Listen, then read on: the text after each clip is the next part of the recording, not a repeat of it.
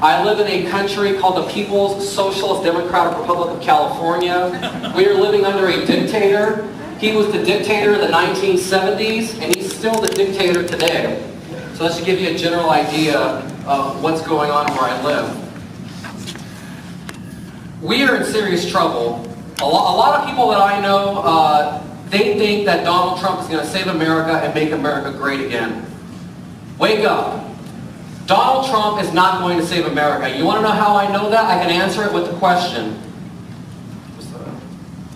Whoa, I went too far. Okay. I can answer that with the question. What is America? America is all of us. So one man is not going to make America great again. We have to make America great again. And what I want to show you guys is how easy some of this really is. Half the battle is just showing up. If you just show up, things that are completely unexpected can happen. So this is my YouTube channel. You can see the name at the top left. It's Grindall61. I hope all of you write it down, go home, watch the video, subscribe. I promise you, if you watch these videos, not only will you be thoroughly entertained, but you'll get pissed off. And that's what I do. Now, you can see at the top, it says I have 26 million views on the channel. I have no journalism background. I have no training at all with film, and I'm a college dropout. So anybody can do this. And I just started doing it. I started by just showing up to city council meetings, and I just did it. So I want to see with a show of hands, how many of you can name your congressman? Okay, that's good. That's actually more than I expected. Most people don't know who their congressman is. What I suggest to all of you is you need to find out who your congressman is and get on their email list. You'll be surprised at how transparent they are with what they're doing. They'll tell you where they're going. They'll tell you when they're making public appearances. They'll even tell you the propaganda that they're pushing. And when they send you these emails saying, I'm going to be here on this day, go pay them a visit. Or go pay them a visit at their offices. Now, if you have a bad congressman, they need to hear from you. If you have a good representative like Matt Shea, he needs to hear from you. Because if you go to a person like Matt Shea's office and you tell him you're doing a great job, when he goes on the floor of his legislative body, he's going to have that much confidence to fight the people that are fighting against us. So this is my congressman. This is Grace Napolitano. And all these stories I'm going to tell you, they all have a lot of background, and there's a lot more I could expound upon, but I'm going to just keep all of them rather short. What happened on this day,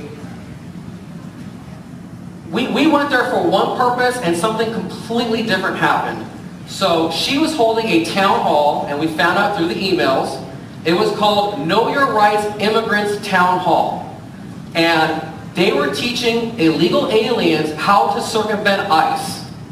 And the things that they were saying were so outlandish that our group, and actually I should have talked to my group a little bit more, I'm involved in an activist group, multiple individuals, and there's numerous teams of people that I work with. So on this particular day, the group that I was with, we're an anti-illegal immigration group. So we're hearing things like, if you don't want to live in a blue state, go move to a red state.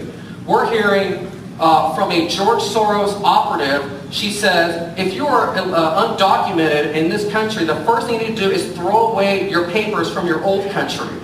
Because it's actually better to be undocumented in this country. So we show up to her town hall. We were only there for about 45 minutes. And because of all these outlandish things they are saying, you know, we're reacting. We have free speech. We're allowed to call them out for what they are doing. Now, every time. Now at this meeting, this is the mayor of the city of El Monte, Andre Quintero. And Andre Quintero was emceeing this event. And we did not know what the status of this individual was till after the fact. But as you can see, he lost it. He flipped out and lost his temper with us. And the result was this.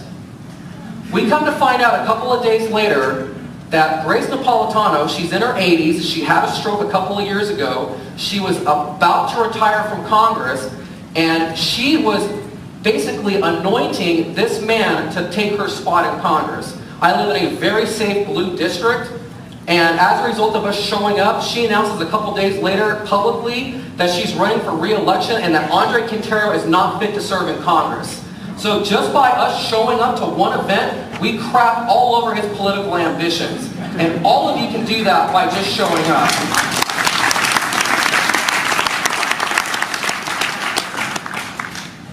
This is the story of my city. I live in the city of West Covina outside Los Angeles. This is Fred Sykes. He was the mayor of West Covina.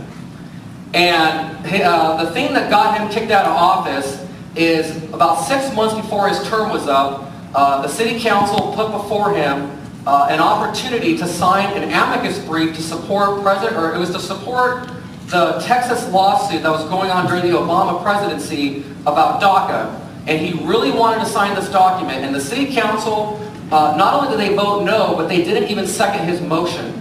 So there wasn't even a vote on this. I get tipped off that he signs it anyway. So I go to city council and I exposed him. I said, Fred Sykes signs the document anyway.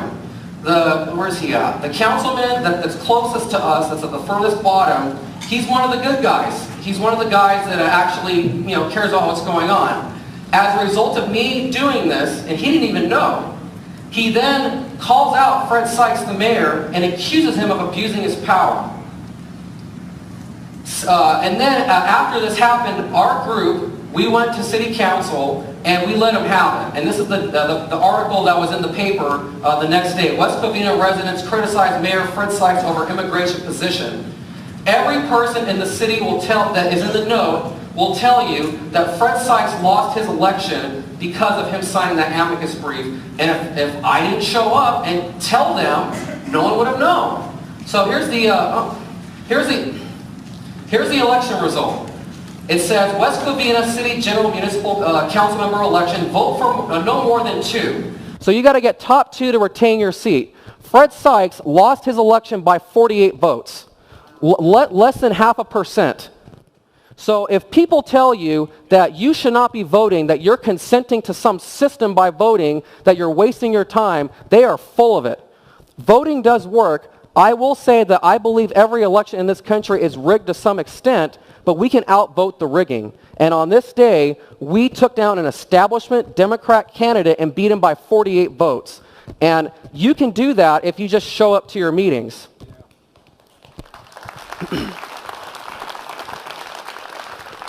So this is Josh Newman. Josh Newman was a state senator in California. In 2016, he was elected unexpectedly because of the Hillary Clinton voter fraud wave that hit California. If you were living in California during the election cycle, you would know that you could not find one person that supported Hillary. You couldn't find one sign anywhere or one bumper sticker anywhere, but she magically gets 8 million votes. People like him rode that wave, and they got elected. He flipped a red seat in the state Senate into a blue seat. He then voted for the SB1 gas tax to raise our gas taxes, and the result was millions of dollars was spent trying to recall him. So me and one other person, he was holding a town hall. We found out about it. We showed up, and we came with a question that we knew he would stumble on. So we put the camera right in his face, asked him the question, and sure enough, he screws up and doesn't know what he's talking about. Now, this is not really any bearing on the election itself, but it just goes to show what you can do.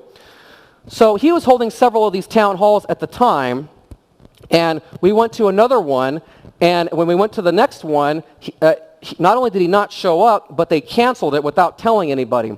So we come to find out where he lives. He lives a mile away from the town hall. We went to his house, and he answers the door in his underwear. And I won't go into all the details, but to make a long story short, my video got 16,000 views, and a lot of people saw it. And Josh Newman was recalled just a few weeks ago on June 5th. He lost by 20 points. So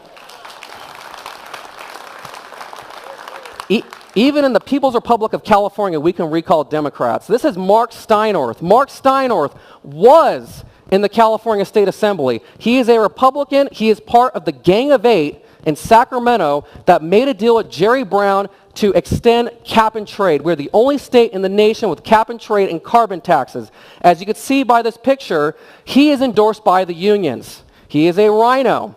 So after he voted for the cap and trade, we decided to pay him a visit unexpectedly, and we were there for about 10 minutes, and no more than 10 minutes, or 10 minutes after we showed up, here's the scene.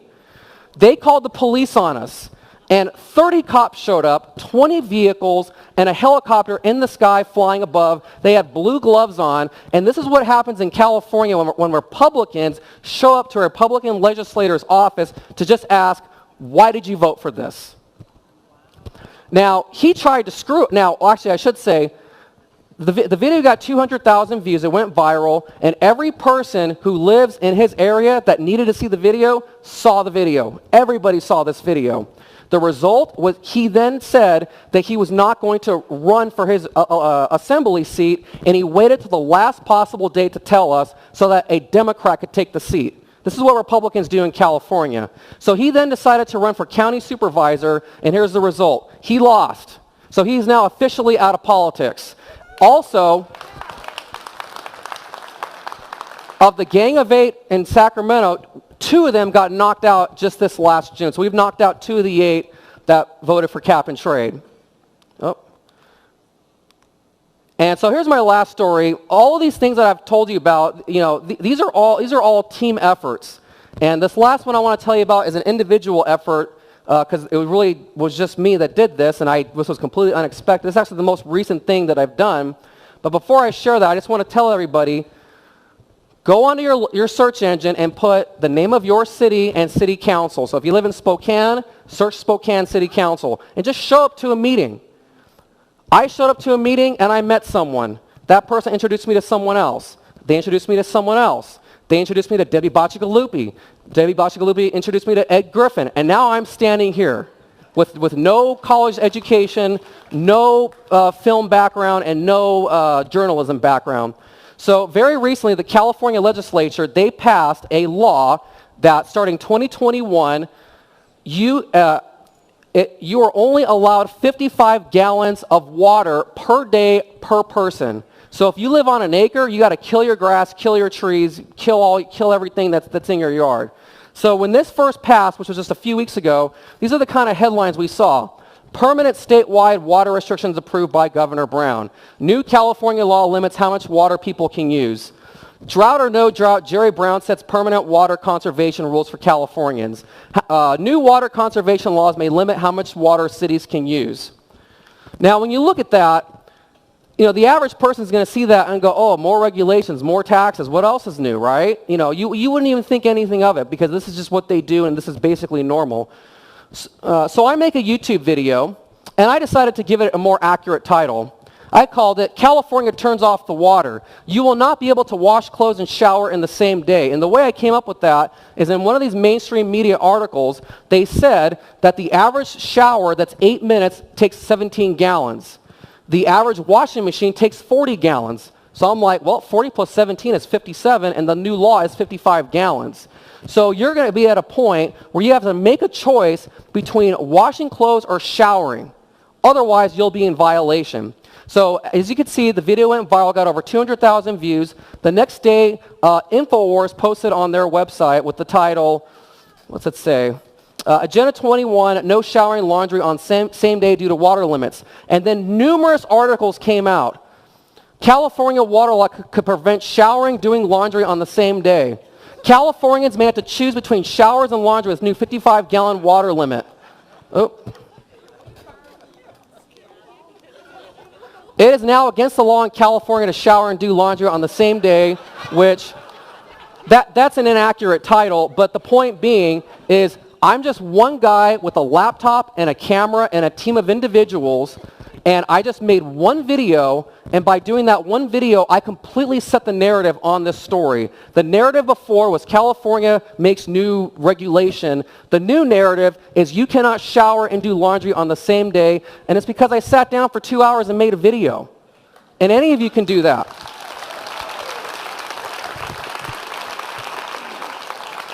So just to wrap this up, the point being, just show up.